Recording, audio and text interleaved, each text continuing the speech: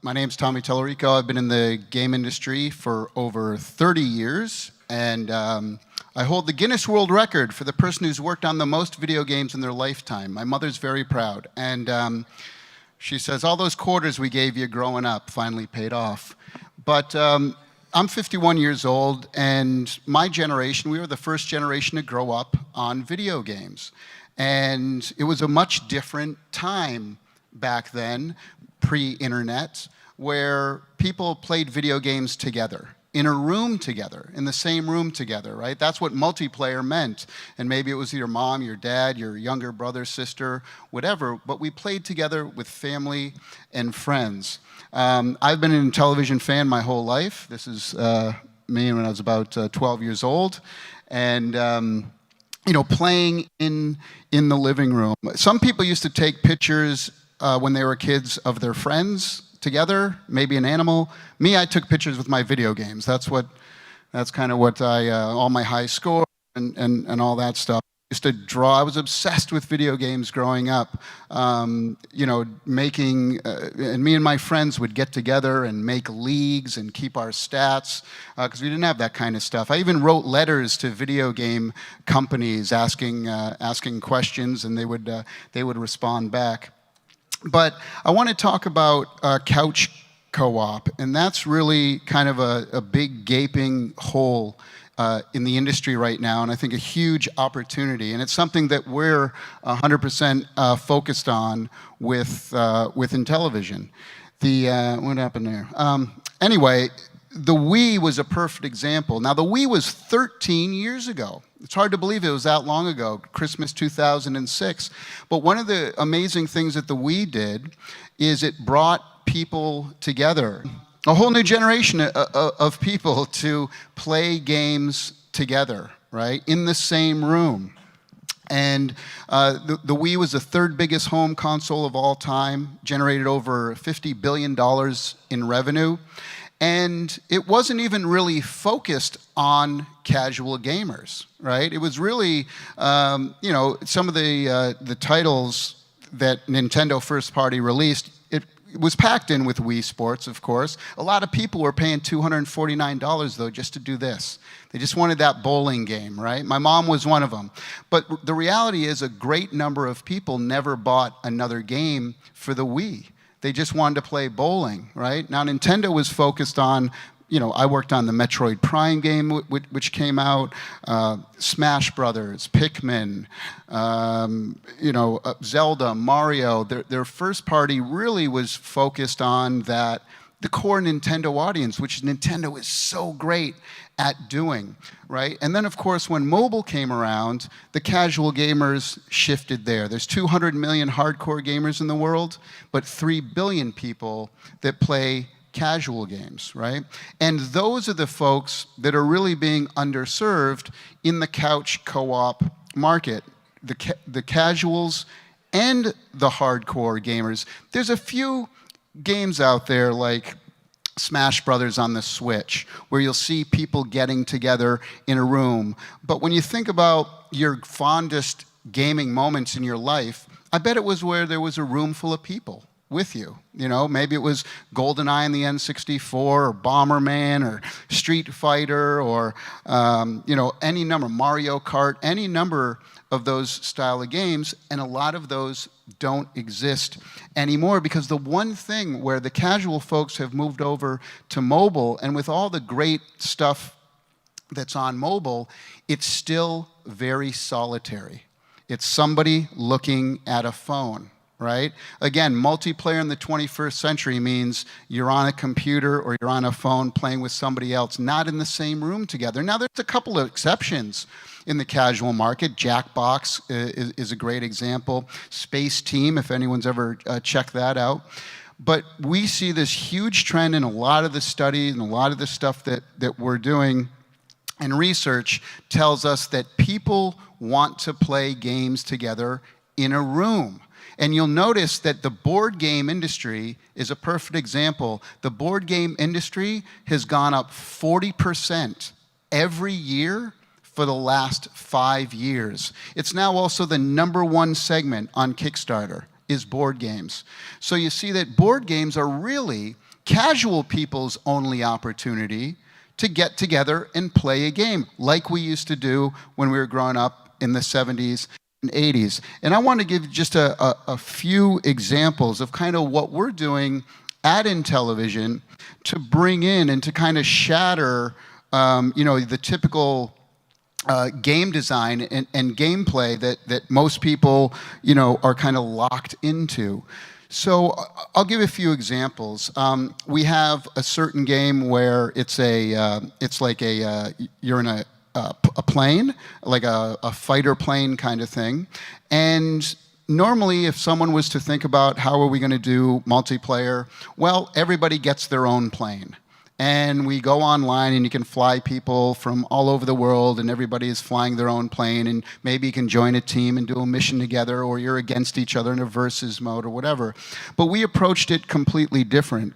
The whole idea, how can we get people in a room communicating with each other? I mean, the word game itself goes back thousands of years, and it was about people gathering to challenge each other. That was the original definition of what a game is, getting together in person, and we don't see a lot of that anymore.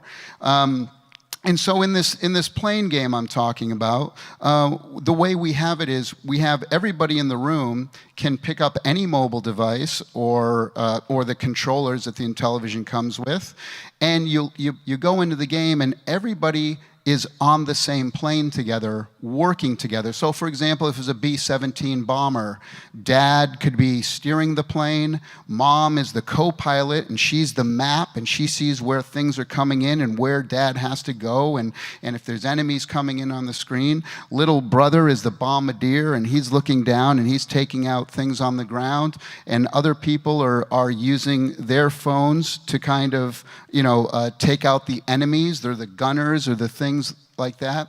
So again, it's everybody in a room working together in the same, having the same goal, as opposed to being against each other.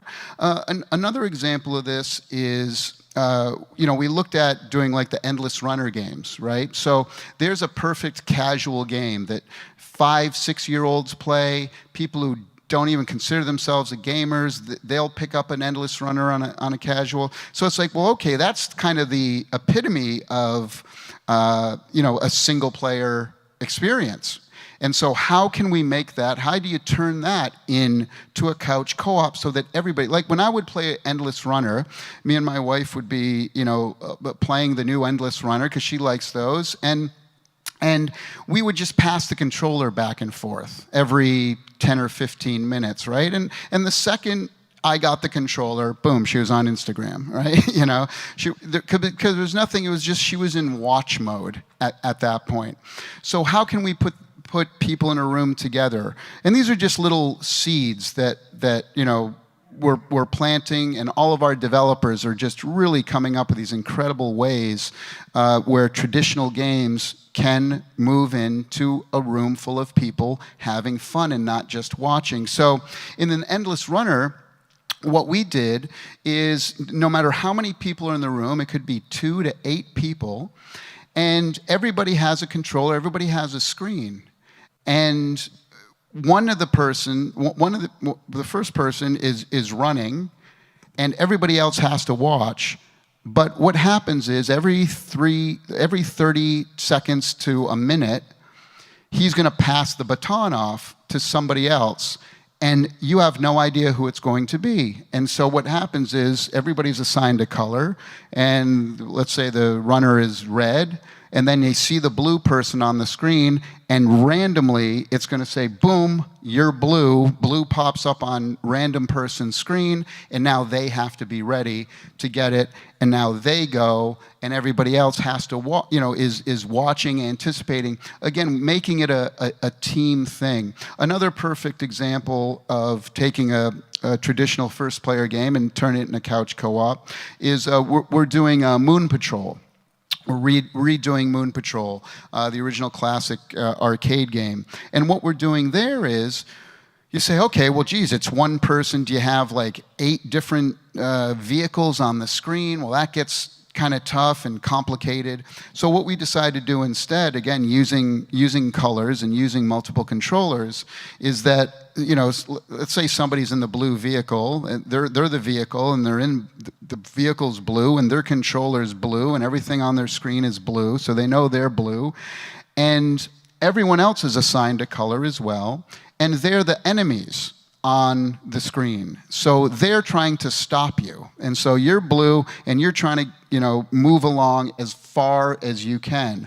Once you get, once you get destroyed, and you know who the color is who did it, because you see them on screen, oh, the red guy got me, then it goes to the next person. So let's say the red person, boom, now the vehicle's red, now you turn into a blue enemy, and everybody's kind of working to stop that person. Who can get the farthest, that's, who the winner of the game is. So another example, we have like a racing game where everybody controls a car on a track, and it's a forced, everyone's on a track, so you don't even have to steer or anything like that. And the object is to crash into the side of a car. There's a lot of, crossroads and loop-de-loops and things like that. And when you crash into a side of the car, and if there's 4 players, normally that person would have to sit out.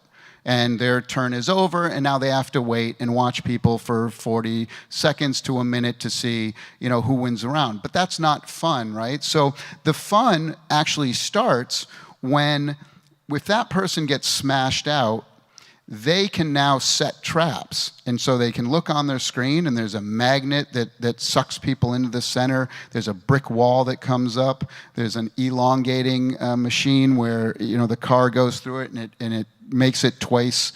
So what you're doing is now you're planting things for your enemies, and if somebody gets trapped in one of those things, then you get a point as well. So that's kind of the whole idea, is thinking about traditional single-player experiences or traditional multiplayer online experiences, and how can we turn that into something that's where people are in a room together. And we are, just so you know, we have 25 games in development now. The system comes out 10/10/2020, and we're looking to hire 20 more developers over the next couple months. So if folks are interested, we give you the dev kits are for free. And I don't want to turn this into a big Intellivision ad, but please, I'll be here the next 2 days. I encourage developers to come and see me afterwards. We are funding 100% of the projects as well, so there's no financial risk to you whatsoever. Tell us about the hardware that's in this device. No, I'm just kidding. The hardware, we're not about, Intellivision isn't about speed. We're not trying to compete with PlayStation 4, Xbox, or even the Switch. So, we have an 8-core processor in there. Our focus is on 2D and 2.5D, 2.5D. So we're not doing open world 3D type of thing, but it's an 8-core ARM processor, so we have, Unity works great. A lot of the studios are using Unity to build stuff in it, but 2.1 gigahertz. But again, it's not about the specs as much. It's about how simple it is to use. And it comes with 2 controllers. It's like the first console to come with 2 controllers in like 30 years. Officially 2 controllers. And you can hook up to 8 mobile devices to it out of the box. And is there a projected price point? It's going to be under $200. Comes with 5 games, 5 of our best games. Oh, they got it to work. All right, rock on. We'll show you. Woo-hoo! Our goal at Intellivision is to use technology to bring family and friends back together. Games these days have become so complicated, from the controls, the complexity, the menu screens. Everything about it just screams, hardcore gamer.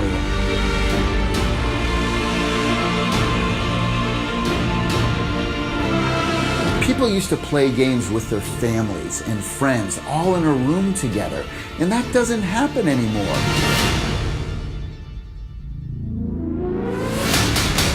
people's fondest memories out there of playing video games together is when they were with a group of people. Our whole idea is to bring people together, put them in the same room. Having fun, communicating.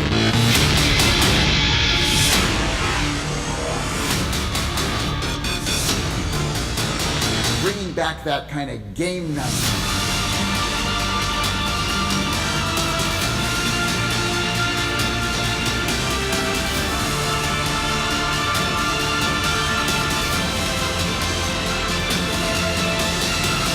Playing games, having fun, no matter what skill level you are.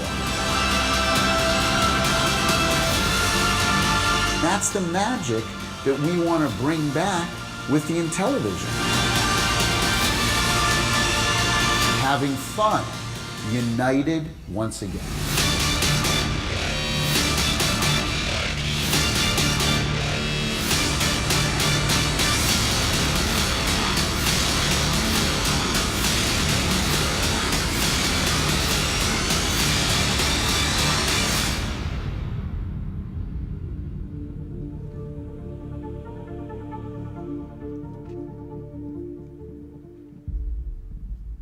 So it's just a little bit, it's basically what I just told you guys, but just to see it there a little bit. The controllers are really cool too. They have force feedback, it's wireless charging, color touchscreen, tactile buttons, speaker, microphone, RFID built into the whole system, and of course gyroscope and accelerometer as well. So a little bit about the technology. So anyway, thanks, I appreciate it. And if you're interested in developing some games for us, we have deep pockets and would love to talk to you. Thanks.